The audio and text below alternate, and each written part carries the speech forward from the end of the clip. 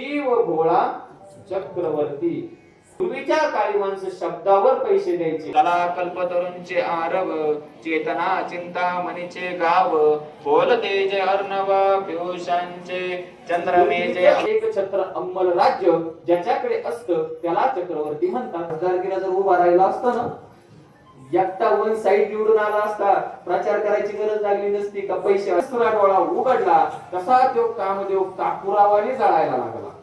सकळ मैमंडळ झाले तो हा पंढरीचा राणा, नय अनुमाना श्रुतीशी जेने हे विश्व निर्मिले, महर्षी विका संस्थापिले, 21 स्वर्गाते धरिले, सत्ता मात्रे अपिल्या.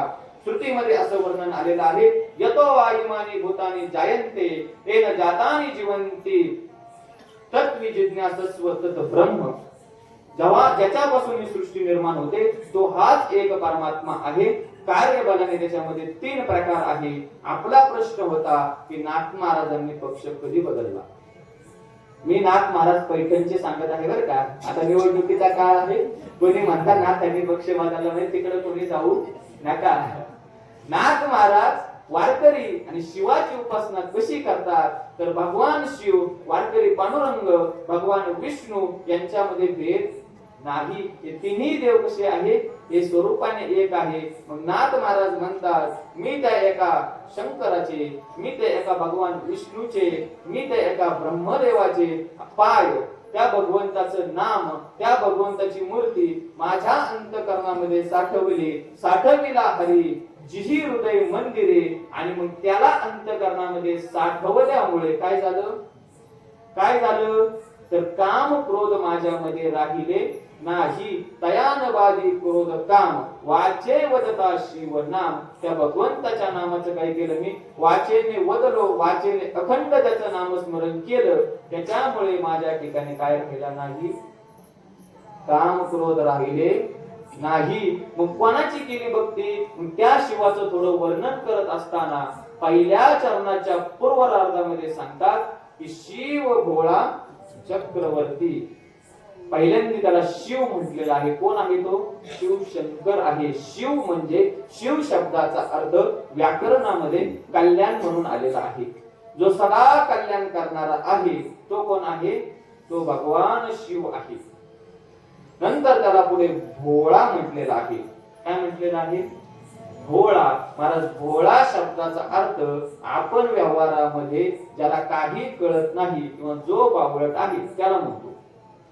सरळ सरळ आपण भोळा कोणाला म्हणतो, ज्याला काही कळत नाही त्याला आपण काय म्हणतो, भोळा म्हणतो. पण संत वाङ्मयामध्ये भोळा शब्दाचा अर्थ तसा नाही. भोळा म्हणजे पात्र, भोळा म्हणजे विश्वास ठेवण्याचा पात्र, ज्याच्यावर आपण विश्वास ठेवू शकतो. महाराज पूर्वीच्या काळची माणसं भोळी होती. एखाद्याकडून जर पैसे घेतले तर त्याला सांगायचे, मी जर पैसे दिले नाही तर हे वावर तुला घे. आणि जर पैसे देणं झाले नाही तर त्या वावरात परत पाय ठेवीत नव्हते. काळी माणसं शब्दावर पैसे द्यायचे आणि माणसं सुद्धा शब्द पाळीत होते. म्हणजे कसे होते, भोळे होते. तुकोबराय नव्हते म्हणतात भोळे भाविक जुनाट चांगले. पांडुरंगाला सुद्धा भोळ म्हटलेलं आहे. विठ्ठल कृपेची कोवळी, पांडुरंगाला सुद्धा काय म्हटलेलं आहे, भोळ म्हटलेलं आहे. पांडुरंग सुद्धा भोळा आहे. देवाला भोळ म्हटलेलं आहे. का म्हटलेलं आहे, कारण की विश्वास ठेवण्यास काय आहे, पात्र आहे. कधी कधी संत वाङ्मयाचा अर्थ आणि व्यावहारिक शब्दांचा अर्थ काय असतो, वेगवेगळा असतो. आता सरळ एक शब्द आहे दर्शन. आपण काय म्हणतो, आपण देवाचं काय घेतलं, दर्शन घेतलं. आता तुकोबाराय म्हणतात, मागील परिहार पुढे नाही शीन आणि झाली या दर्शन एक वेळा. तुकोबाराय म्हणतात की मागील परिहार, मागील आतापर्यंत जे काही कर्म होतं, मागील आतापर्यंत जे काही दुःख होतं, आणि पुढे नाही शीन म्हणजे पुढे येणारे जे काही दुःख आहे त्या सगळ्या दुःखाचा अंत होतो एकाच दर्शन घेतल्यानंतर, म्हणजे देवाचं दर्शन घेतल्यानंतर. मागील परिहार पुढे नाही शीन झाली या दर्शन एक वेळा. असं एकाने ऐकलं महाराज. दर्शन घेतल्यानंतर आता काय नाही राहणार, दुःख नाही राहणार. गेला देवाच्या दर्शनाला, नवीन चपला नवीन जोडबीड घेतले, देवाच्या दर्शनाला गेला, मस्त देवाचं दर्शन करून आला. बाहेर येऊन पाहिलं तर चप्पल गेलेली. मला नवीन चप्पल घेतली, देवाच्या दर्शनाला गेलो, चप्पल गेली, देवाच्या नावाने बोंबलायला लागला. म्हणजे काय झालं, आधीच दुःख आणि परत दुःख. आणि तो पवारायचं म्हणतात, मागील परिहार पुढे नाही शीन, झाली या दर्शन एके वेळा. असं कसं? तर दर्शन शब्दाचा अर्थ आहे यथार्थ ज्ञान. त्या पांडुरंगाचं दर्शन केल्यानंतर, त्या शिवाचं दर्शन केल्यानंतर मनुष्याला यथार्थ ज्ञान होतं, ब्रह्मज्ञान उत्पन्न होतं. त्या मनुष्याला सगळीकडे देव दिसू लागतो. ऐसा ज्याचा अनुभव विश्वदेव सत्यत्वे, सगळं विश्व त्याला कसं दिसू लागतं, देव स्वरूपाने दिसायला लागतं. असा दर्शन शब्दाचा अर्थ आहे. तसा इथे भोळा शब्दाचा अर्थ आहे. भोळा म्हणजे त्याच्यावर आपण काय करू शकतो, विश्वास ठेवू शकतो. विश्वास, असं हे काय आहे, भगवान शिव आहे, जे कसं आहे, भोळ आहे. भोळ मला सहज प्रसन्न होणार आहे. महाशिवरात्रीची कथा तुम्ही सर्वांनी ऐकलेली आहे का नाही? आपण या ठिकाणी एवढे दिवस उत्सव करता, कधी ना कधी ऐकले असेल, बरोबर का नाही? मग महाशिवरात्रीची कथा, त्याच्यामध्ये तो भिल्ल जेव्हा त्या हरणाची शिकार करण्याकरता त्या बेलाच्या झाडावर चढतो आणि मग शिकार दिसत नाही म्हणून ती पानं तोडून काय करतो, खाली टाकतो. त्या ठिकाणी गुप्त शिवलिंग असतं, त्या शिवलिंगावर ती पानं पडतात. त्याचं रात्रीचं जागरण होतं आणि मग भगवान शिव तेवढ्या याच्यावर प्रसन्न होत्यात. त्याच्या मनामध्ये काही होतं का? नव्हतं ना. तरी पण प्रसन्न झाले, कारण की ते काय आहे, भोळे आहे. भोळे महाराज भोळे आहे, भोळे आणि भक्ताचा भाव बघणारे आहे. महाराज एक भिल्ल समाजातील पोरगा होता. जंगलामध्ये भगवान शिवाचं एक प्राचीन मंदिर होतं आणि त्या प्राचीन मंदिरामध्ये महाराज एक राजा दररोज नित्याने यायचा. भगवान शंकराचं जे शिवलिंग आहे त्याला स्वच्छ करायचा, त्याच्यावर रोज नवीन ताजी फुले टाकायचा आणि ती ताजी फुले टाकून आपल्या बरोबर आणलेल्या पाण्याने त्याचा अभिषेक करायचा आणि निघून जायचा. रोज राजाचा नित्यक्रम. ते बिल्लाचं पोरग बघायचं महाराज की राजा काय करतो, देवाची पूजा करतो आणि राजा निघून जातो. आपल्याला पण देवाची पूजा करायची, आपल्याला पण या भगवंताची कृपा झाली पाहिजे, असा त्याच्या मनात काय झाला, भाव निर्माण झाला. भगवंताविषयी प्रेम निर्माण झालं, त्याचं काहीतरी पुण्य फलित आलं, त्याचा पुण्याचा उदय झाला आणि मग तो भगवंताची सेवा करायची असं त्याने काय केलं, ठरवलं. आणि मग असं ठरवल्यानंतर त्याने बघितलं की राजा आता पूजा करून निघून गेला. मग मला आता आपण पण पूजा करायची. राजा फुलं आणतो, आता आपल्याला कुठं फुलं भेटणार आहे? मग त्याने डोंगरदऱ्यामध्ये असणारी येडी वाकडी फुलं, कारवाडाची फुलं, अशी वेगवेगळ्या रानटी जे आपण गवत म्हणतो त्याची फुलं देवाला अर्पण करायची म्हणलं. आता मग देवाला पाणी न्यायचं. देवाला पाणी नेण्याकरता काय न्यायचं, त्याच्याकडे पात्र नव्हतं, पात्र. मग आता काय करायचं, देवाला पाणी नेण्याकरता महाराज त्याने तोंडात असं पाणी भरायचं, वंजळीमध्ये अशी फुलं न्यायची आणि असं घेऊन गेल्यानंतर आता तोंडात पाणी, वंजळीत फुलं, मग राजाची फुलं तर बाजूला काढायची. महाराज तो पायाने ते शिवलिंग स्वच्छ करायचा. शिव महापुराण या ग्रंथामध्ये ही कथा आलेली आहे. पायाने ती फुलं तो बाजूला करायचा आणि मग आपल्या तोंडातलं पाणी त्या पिंडीवर टाकायचा आणि मग फुलं अर्पण करायचं. ती येडी आपली फुलं, ते पाणी, तो राजा दुसऱ्या दिवशी आला तर तो बघायचा, कोण माझी पूजा मोडून टाकतं? मी ठेवलेली ताजी चांगली फुलं, गुलाबाची फुलं, अष्टरची फुलं, झेंडूची फुलं ही कोणतरी बाजूला काढून देतय आणि ही रानटी फुलं इथे आणून टाकतय. त्या भगवान शंकराच्या पिंडीवर असं चिकट चिकट झाली कारण तोंडातली लाळ पण जायची ना. असं कसं काय म्हणजे कोण करत हे? मग त्या राजाने एक दिवस काय केलं, लक्ष ठेवलं, पूजा केली आणि तो राजा आपल्या सैनिकांसह तिथं काय झाला, लपून बसला. ते बिल्लाचं पोरगा आपलं आलं, नित्य नियमाने त्याने काय केलं, आपला दिनक्रम आपली तशी पद्धतीने पूजा बघितली. मग महाराज राजाने ते पाहिलं. राजा संतप्त झाला आणि संतप्त होऊन राजाने काय केली, त्या मुलावर तलवार काढली. म्हणले, हरामखोर, अशी पूजा करतो म्हणले तू? अशी पूजा केल्यानंतर देवाचा अपमान करतो म्हणले तू? महाराज ते मुलगा खूप घाबरला. पण भगवान शिवाच्या विषयी त्याच्या मनात काय होता, भाव होता, भाव. आणि मग महाराज राजाने जशी तलवार त्याला मारायला काढली तशी ती जमीन काय झाली, थरथर थरथर कापायला लागली, भूकंप झाल्यावानी झालं आणि असं झाल्यानंतर मला ते मंदिर असं पडायला येणार असं वाटलं. हे बघून तो राजा तिथून पळाला. पण त्या मुलाने विचार केला, हे जर मंदिर पडलं तर माझ्या शिवाच्या पिंडीवर पडेल, त्याला लागेल, म्हणून त्याने वरून त्या पिंडीला काय केली, मिठी मारली महाराज. आणि मग तो राजा बाहेर गेल्यानंतर तो भूकंप थांबला. भगवान शिव प्रकट झाले, म्हणजे राजन माझा भक्त तू का? हा तूच सांगा का कोण खरा भक्त? तर ते बिल्लाचं पोर. कारण की कसं आहे ते महाराज, त्याच्या मनामध्ये भाव आहे आणि त्याच्या आशा ह्या पूजेने हे शंकर काय झाले, प्रसन्न झाले. असं हे भोळं दैवत आहे. पुढे नाथ महाराज म्हणतात, शिव भोळा चक्रवर्ती. काय म्हणतात नाथ महाराज? चक्रवर्ती. चक्रवर्ती हे एक पद आहे आणि ते पद राजाकडे असतं. कोणाकडे असतं? राजाकडे असतं. मंत्र्याकडे हे पद नसतं. लोकशाहीमध्ये मनुष्य जनता ही कोण असते? की राजा असते आणि मंत्री हे प्रधान असतात. आता राजा भिकाऱ्याने हिंडतो लोकशाहीमध्ये, तो विषय वेगळा. आणि प्रधान काय करतात? प्रधान राजाच्या वर चालतात महाराज. लोकशाहीमध्ये मतदान देण्याच्या हातामध्ये आहे, मतदान देणारा जो आहे त्याच्या हातामध्ये आहे की प्रधान कोण ठरवायचा. पण लोकशाहीमध्ये सध्या उलट आहे. असो, आपला तो विषय नाही. चक्रवर्ती हे पद आहे ते राजाकडे आहे. कोणत्या राजाकडे असतं ते पद? सगळ्या राजांचा जो राजा, त्यांचा जो राजा, त्याच्याकडे काय असतं? हे पद असतं. पृथ्वीचं एक छत्र अंमल राज्य ज्याच्याकडे असतं त्याला चक्रवर्ती म्हणतात. उदाहरणार्थ सांगायचं झालं तर सगळ्या ज्या बँका आहेत त्या सगळ्या बँकांना कर्ज देणारी एक बँक आहे.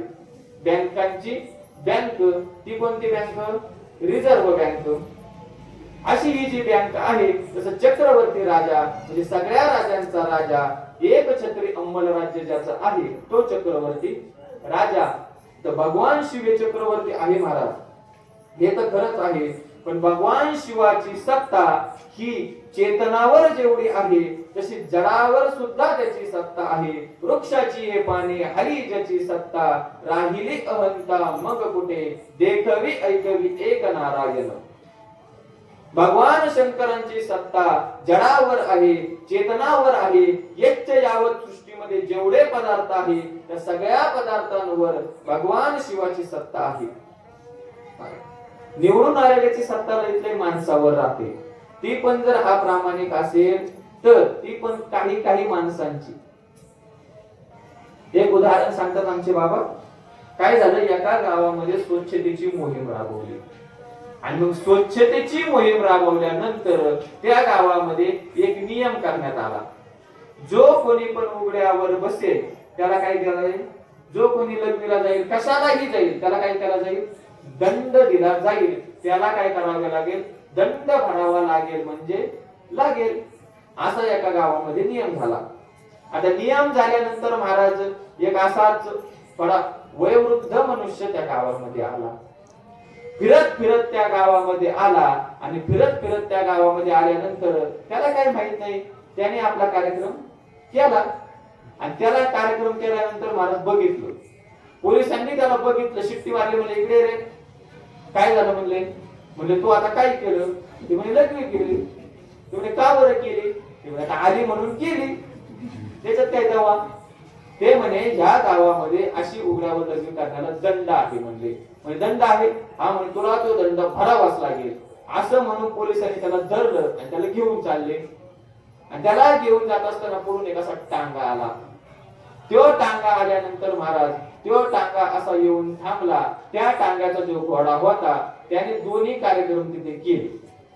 आणि ते कार्यक्रम केल्यानंतर महाराज हा मनुष्य म्हणला, ओ पोलीस साहेब त्याला पकडा. काय म्हणले? त्याला आधी पकडा म्हणले. का बरं? त्यांनी पण केलं ना म्हणे, मलाच का पकडता म्हणे?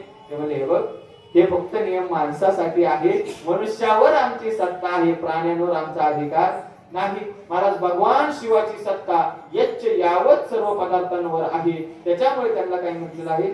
चक्रवर्ती म्हटलेलं आहे. या सगळ्या सृष्टीचा संहार करण्याचा त्यांच्या हातामध्ये आहे. ही सगळं सृष्टी, उत्पत्ती, प्रलय, हे पालन, ही सगळी जबाबदारी त्या परमात्म्यावर आहे. त्याच्यामुळे ते काय आहे? चक्रवर्ती आहे त्यांच्या मनामध्ये तसंच होतं. करशील तरी नोहे काही राईचा डोंगर पर्वत राई, त्याच्या मनात आलं करतून अकर्तून अन्यथा कर्तून शक्तीचा दाता कोण आहे? तो परमात्मा आहे. त्याच्यामुळे त्याला काय म्हटलेलं आहे? चक्रवर्ती म्हटलेलं आहे. आणि असा शिव भोळा चक्रवर्ती, त्याचे पाय माझे चित्ते, त्याचे पाय मी माझ्या चित्तामध्ये धारण केले. त्याच्यामुळे काय झालं? मला काम क्रोध बाधित नाही. आणि मग पुढे नाथ महाराज म्हणतात की त्या शिवाच्या नामाचा जप केल्यानंतर काम क्रोध तर पळून जातात, काही शंका नाही. काम क्रोध तिथे त्या ठिकाणी परत येत नाही. महाराज काम क्रोध का बरं पळून जातात भगवान शिवाचा नाम जप केल्यानंतर? नाथ महाराज तुम्ही म्हणता की त्याचं नाम जप केल्यानंतर काम क्रोध येत नाही, पण का? काय झालं? त्रिपुरासुर नावाचा राक्षस उन्मत्त झाला होता. आणि त्या त्रिपुरासुर नावाचा राक्षस एवढा उन्मत्त झाला, साधू संतांना त्रास द्यायला लागला, धर्माची हानी करायला लागला. आणि त्याने ब्रह्मदेवाकडून एक वरदान मागितलं होतं.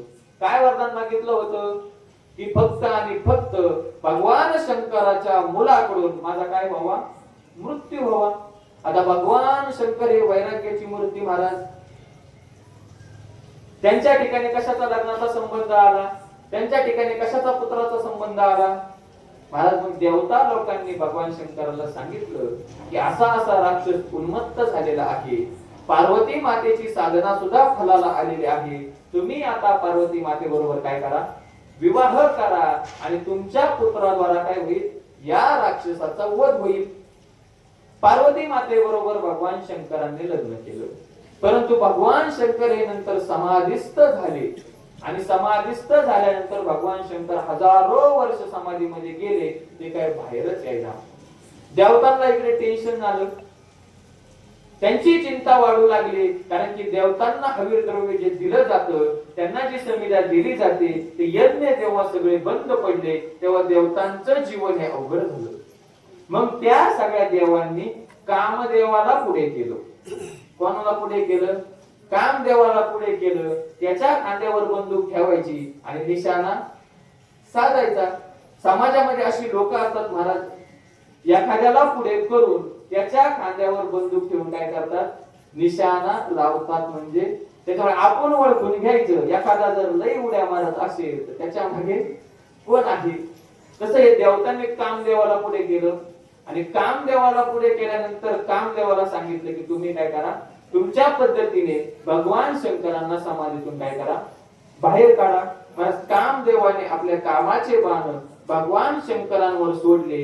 एक बाण हृदयाला लागला आणि भगवान शंकर हे समाधीतून काय झाले? बाहेर आले. समाधीमधून बाहेर आल्यानंतर भगवान शंकर क्रोधित झाले, कामाला वश होऊन क्रोधित झाले. त्यांचा तिसरा डोळा उघडला. आणि तिसरा डोळा म्हणजे काय? तो डोळा नाही, तो डायरेक्ट असा आगीचा फोकस आहे. फोकस महाराज जसा तिसरा डोळा उघडला तसा तो कामदेव कापुरावाने जळायला लागला. कसा जळायला लागला? कापूर जसा पेटतो तसा जळायला लागला आणि तिथून पळून गेला. त्याच्यामुळे भगवान शंकरांना कामदेव काय होतो? घाबरतो. आणि एवढंच नाही तर भगवान शिवाचे नाम जप करणारे जे पण आहे त्यांना कामदेव काय होतो? त्यांच्या जवळ सुद्धा येत नाही. आणि मग काम नाही आला तर क्रोध येत नाही, मग कोणताच विकार नंतर येत नाही. असं हे भगवंताचं नाम आहे. मग तुम्ही म्हणतात महाराज त्या भगवंताचं नाम तर आम्ही पण जपतो. आम्ही काय हिरण्यकश्यपची अवलाद आहे का? आम्ही पण मंदिरात गेल्यानंतर हर हर भोले ओम नमः शिवाय म्हणतो ना, घरामध्ये ते यंत्र लावतो ओम नमः शिवायचं. आमचे विकार का नाही दूर झाले? तर थोडं ऐका, लक्ष देऊन ऐका. नाथ महाराज म्हणतात वाचे वदता शिवनाम. वदता हा शब्द सप्तमी धातू मधला आहे, सप्तमी विभक्ती मधला हा शब्द आहे. आणि त्याचा अर्थ असं होतो की अखंड नाम, अखंड नामस्मरण. हे बघा वाणीचे जे एकूण 4 प्रकार आहेत, परा, पश्यंती, मध्यमा, वैखरी. हे वाणीचे काय आहे? 4 प्रकार आहे. आता मी बोलतो, तुम्हाला ऐकू येतो, हा जो प्रकार आहे तो आहे वैखरी. मध्यमा म्हणजे आपण बोलतो पण पुढच्याला आवाज जात नाही, फक्त बोट हालतात, त्याला म्हणतात मध्यमा. मनातल्या मनात चिंतन करणं त्याला म्हणतात पश्यन्ते. आणि परावाणी जिला म्हणतात ती समाधी अवस्था प्राप्त झाल्यानंतर सतत जिचं नाम चालू असतं तिला म्हणतात परावाणी. जेव्हा अशा परावाणीने आपण नामस्मरण करू तेव्हा आपल्याला काम क्रोध बाधणार नाही. तर त्यासाठी आधी भगवान शिवाच्या नामस्मरणाची सवय आपण काय केली पाहिजे, लावून घेतली पाहिजे. मग अशा भगवान शिवाचं नाम केल्यानंतर, अशा भगवान शिवाच्या नामाचा जप केल्यानंतर काय होईल, साधना करून भगवान शिव काय करतील, दर्शन देतील, दर्शन. आणि मग काय प्राप्त होईल, तर तिसऱ्या चरणामध्ये सांगतात धर्म अर्थ काम मोक्ष शिव देखता प्रत्यक्ष. प्रत्यक्ष शिव देखता धर्म अर्थ काम मोक्ष. हे काय होईल, आपल्याला 4 पुरुषार्थ प्राप्त होतील. पुरुषार्थ म्हणजे पुरुष ज्याची अपेक्षा करतात ते, त्याच्यामध्ये यच्च यावत जीव येतात. म्हणून सात्विक लोक असतात ती पुण्याची अपेक्षा करतात, म्हणजे धर्माची अपेक्षा करतात. धर्मानुसार मग काम, धर्मानुसार मग अर्थ याची अपेक्षा काही सात्विक लोक करतात. म्हणजे संसाराची अपेक्षा काही जण करतात. परंतु काही जण महाराज खूप विरक्त असतात, त्यांचं चित्त हे विटलेलं असतं. विटले हे चित्त प्रपंचापासून वमनते मनी बैसलेसे.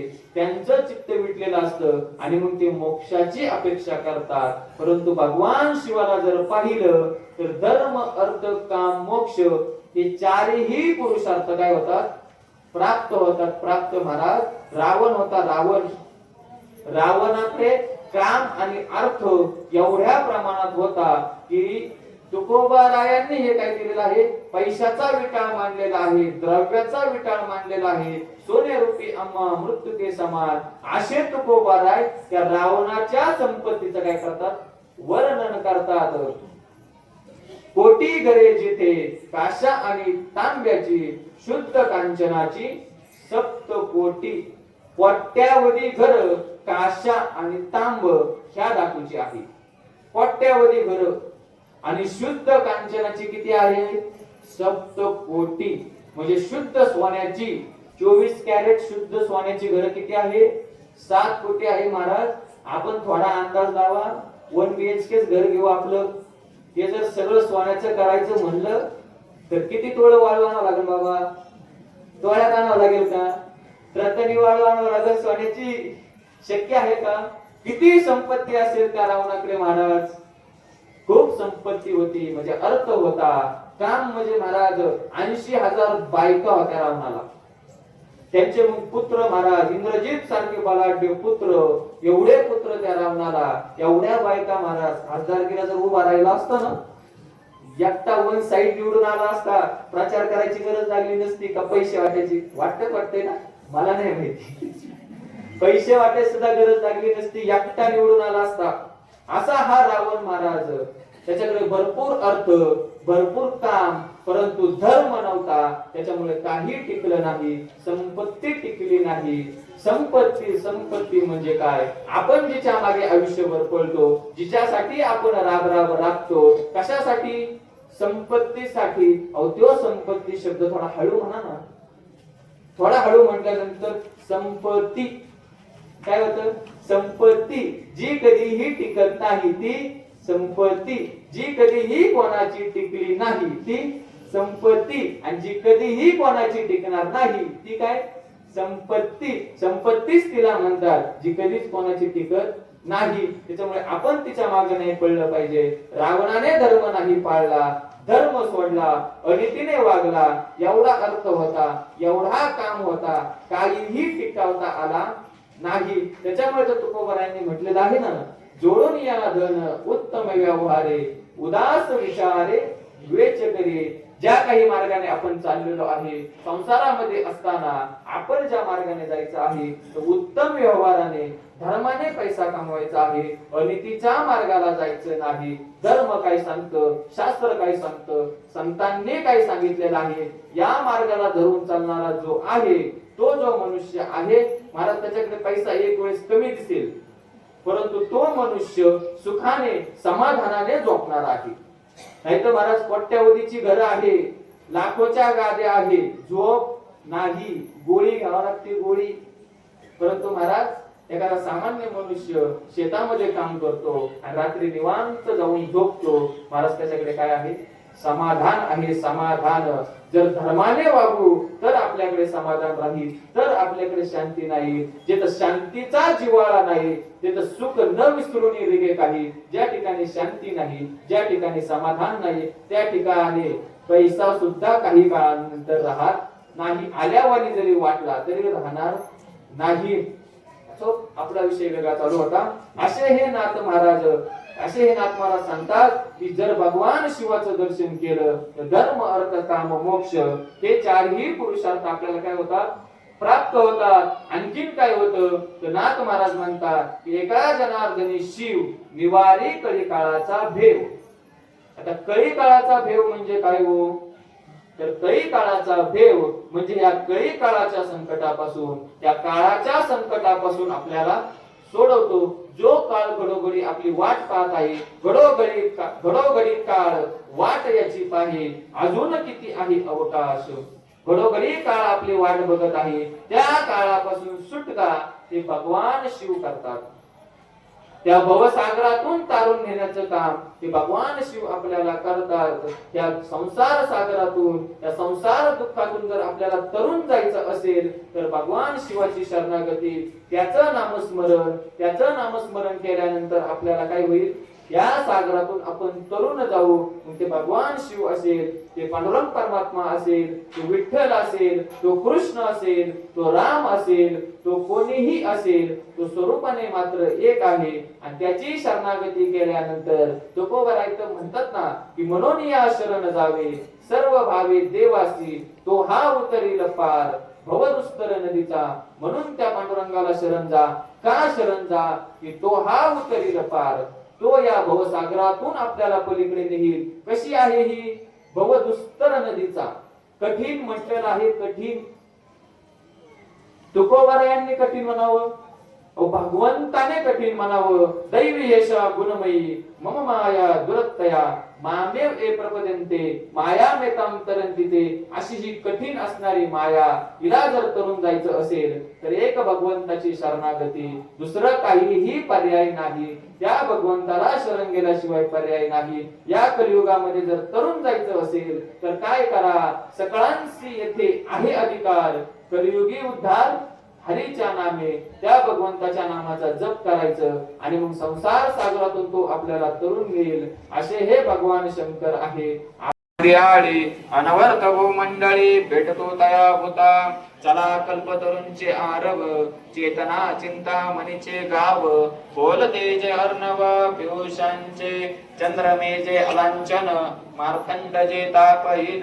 हे सर्वाही सदा सज्जन सोयरे होतो, किंबहुना सर्व सुखी पूर्ण होनी ते लोके. भजिजो आदि पुरुखे अखंडित आणि ग्रंथोपजीवे विशेष लोकी.